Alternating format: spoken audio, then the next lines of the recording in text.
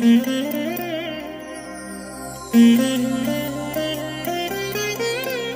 దినం పరము నుండి దిగివచ్చు మాట. ఇది నీ జీవితానికి వెలుగుల బాట. నీ ఒడిలో ఉంచబడిన దీవెనల మూట, అద్భుతాల ఆనంద ఊట. ఆగస్టు 21.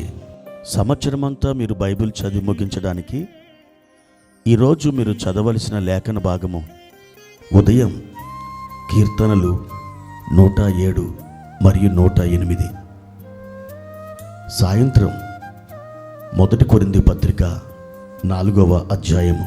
ప్రియమైన దేవుని బిడ్డలారా, ఈ ఉదయకాల సమయంలో ప్రభు కృప మీకు తోడైనుగాక. ఎలా ఉన్నారు? బాగున్నారు కాదు? దినదినం ప్రభు యొక్క కృపలో మీరు వర్ధిల్లుతూ ఉన్నారా? ఎప్పుడైతే మీరు ఆత్మీయంగా అంతకంతకు వర్ధిల్లుతారో మీ జీవితం దేవునికి ప్రీతి పాత్రముగా ఉంటుంది. మీ జీవితము ద్వారా ప్రభు మహిమ పొందుతారు. ఈ లోక సంబంధమైన వాటిని కాక పరలోక సంబంధమైన వాటి మీద మీరు మనసు నిలిపినప్పుడు వాటితో పాటు ఈ లోక సంబంధమైన ఆశీర్వాదాలు కూడా ప్రయాణిస్తుంటాయి. ప్రియ దేవుని బిడ్డ, ఈ ఉదయకాలం ప్రభు మీతో మాట్లాడుచున్నాడు. ప్రభువారు మనకు ఏర్పాటు చేసిన వాక్య భాగాన్ని చదువుకుందాం. 51వ కీర్తన 8వ చరణం. ఉత్సాహ సంతోషములు నాకు వినిపింపుము, అప్పుడు నీవు విరిచిన ఎముకలు హర్షించును. ప్రియమైన దేవుని బిడ్డలారా, దావీదు బత్షెబతో పాపం చేసినప్పుడు తనలో ఉన్నటువంటి ఆ ఆనందాన్ని, ఆ రక్షణ సంతోషాన్ని అతడు పోగొట్టుకున్నాడు. ఈ లోకంలో సాతాను కానీ, మరి ఏ శక్తి కానీ, మరి ఏ వ్యక్తి కానీ ఒక విశ్వాసిలో ఉన్న రక్షణ ఆనందాన్ని, ఆ సంతోషాన్ని తీసివేయలేరు.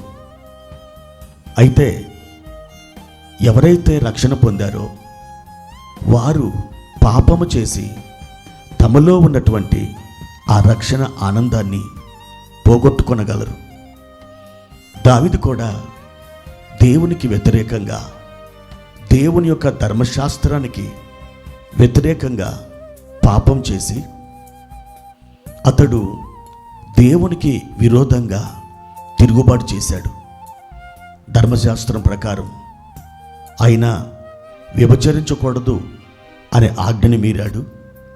తర్వాత నరహత్య చేయకూడదు అనే ఆజ్ఞను కూడా మీరాడు. ఈ విధంగా తన కుటుంబానికి ఒక శాపాన్ని తెచ్చిపెట్టుకున్నాడు. ఆ తర్వాత దావీదు కుటుంబం, దావీదు జీవితం ఎన్నెన్ని శ్రమల పాలైందో సమూయేలు గ్రంథంలో మనం చూడగలం. అప్పుడు ఈ పరిస్థితులన్నీ అతడు గమనించిన తర్వాత దైవజనుడైనటువంటి నాతాను అతన్ని హెచ్చరించినప్పుడు తన పాపాన్ని కప్పుకోకుండా చిన్న పిల్లవాడి మనస్తత్వాన్ని పోలి దావీదు ఏడుస్తూ దేవుని యొక్క సన్నిధానములో ప్రార్థిస్తూ వచ్చాడు.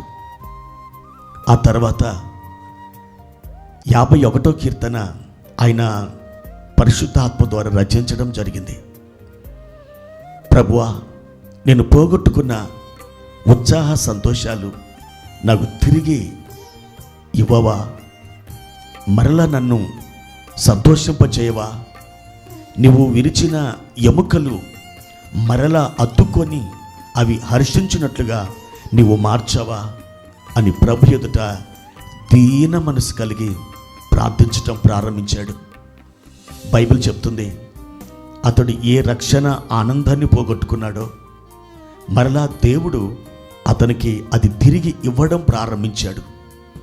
ప్రియమైన దేవుని బిడ్డలారా, ఈ లోకంలో నీ డబ్బుతోని రక్షణను కొనుక్కోలేవు, ఆనందాన్ని కొనుక్కోలేవు, సంతోషాన్ని కొనుక్కోలేవు. ఒకవేళ డబ్బుతో మెత్తడి పరుపు కొనుక్కోవచ్చు, కానీ నిద్రను కొనలేవు. డబ్బుతో నీవు పెట్టె నిండా మందులు కొనుక్కోవచ్చు, ఆరోగ్యాన్ని కొనుక్కోలేవు.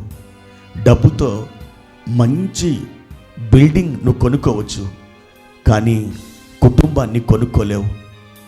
డబ్బుతో నీవు మంది మార్బలాలని సంపాదించుకోవచ్చు, కానీ ఆత్మీయులని సంపాదించుకోలేవు. ప్రియ దేవుని బిడ్డ, డబ్బుతో మనం ఏమీ చేయలేము. అది కొద్ది వరకు మాత్రమే ఉపయోగపడుతుంది. దావీదు దగ్గర డబ్బుంది, బంగారం, వెండి. ఆయన ఒక చిటిక వేస్తే వేలాది మంది సైన్యాధిపతులు, సైనికులు, యోధులు పరిగెత్తుకుంటూ వస్తారు. కానీ ఆ మహారాజు దేవుని దగ్గర ప్రార్థన చేశాడు, దేవా, ఉత్సాహ సంతోషాలు నాకు లేవు నాయనా, అవి నాలో నుండి తొలగిపోయినాయి. నీ ఉత్సాహ సంతోషాలు నాకు తిరిగి దయచేయవా అని ప్రార్థన చేశాడు. ప్రభు అతడు అడిగిన దానిని తిరిగి ఇవ్వడం జరిగింది. ఈ రోజున ప్రియ సహోదరుడా, సహోదరి, నీకు ఉత్సాహ సంతోషాలు ఉన్నాయా? చాలా డబ్బు సంపాదిస్తున్నావు, నీ తలలోని వెంట్రుకలంతమంది బంధువులు నీ చుట్టూ ఉన్నారు, కానీ ఏదో వెలితి, ఏదో లోటు, నాకు ఎవరు లేరే అన్నటువంటి ఒక విచారం, ఒక చింత నీ మనసును చుట్టివేసింది కదూ. అయితే ప్రభు ఒక్కరే నీకు ఉత్సాహ సంతోషాలు ఇవ్వగలిగిన సమర్థుడు. దావీదు వలె దీన మనసు కలిగి ఆయన దగ్గర నువ్వు ప్రార్థన చేసినప్పుడు పోగొట్టుకున్న నీ సంతోషాన్ని, పోగొట్టుకున్న నీ ఉత్సాహాన్ని, పోగొట్టుకున్న నీ యొక్క ఆనందాన్ని మరలా ఆయన నీకు దయచేస్తాడు. మరెందుకు ఆలస్యం? ప్రియా దేవుని బిడ్డ, ఇప్పుడే ఆయన సన్నిధిలో మోకాలు వేసి, ప్రభువా, నీవు నన్ను సంతోషభరితురాలిగా, సంతోషభరితునిగా మార్చవా అని అడుగు. తప్పకుండా నీకు అలాంటి సంతోష ఆనందాలని దయచేస్తాడు. నీ చుట్టూరా విస్తారమైనటువంటి ఆహార పదార్థాలు ఉండొచ్చు, కానీ నీకు ఆకలే వేయకపోవచ్చు. ఎందుకని?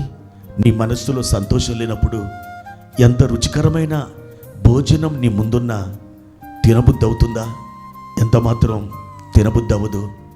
కాబట్టి దేవుణ్ణి ఆ ఉత్సాహ సంతోష సమాధానాలని తిరిగి నాకు అనుగ్రహించమని అడుగు. దేవునికి దయచేస్తాడు. దేవుని కృప నీకు తోడైననుగాక. ప్రార్థన. పరిశుద్ధుడా, ప్రేమ కలిగిన తండ్రి, మీ యొక్క ఉత్సాహ సంతోషాలు మాకు దయచేయండి. మా ప్రియ తండ్రి, నీ కృపగల హస్తాన్ని చాపి నాయనా, మేము ఏదైతే పోగొట్టుకున్నామో అది తిరిగి మాకు సమకూర్చి మా ఒడిలో కుమ్మరించండి. నీవే మాకు దిక్కు, నీవే మాకు ఆశ్రయం, నీవే మాకు కేడము. నువ్వు తప్ప మాకు సహాయకులు ఎవరు లేరు. ప్రభువా, కన్నీలమయమైన మా నేత్రములను మీ తట్టు ఎత్తి ప్రార్థిస్తున్నాం, సహాయం చేయండి. యేసుక్రీస్తు నామములో ఈ ప్రార్థన అడిగి వేడుకుంటున్నాము తండ్రి. ఆమేన్.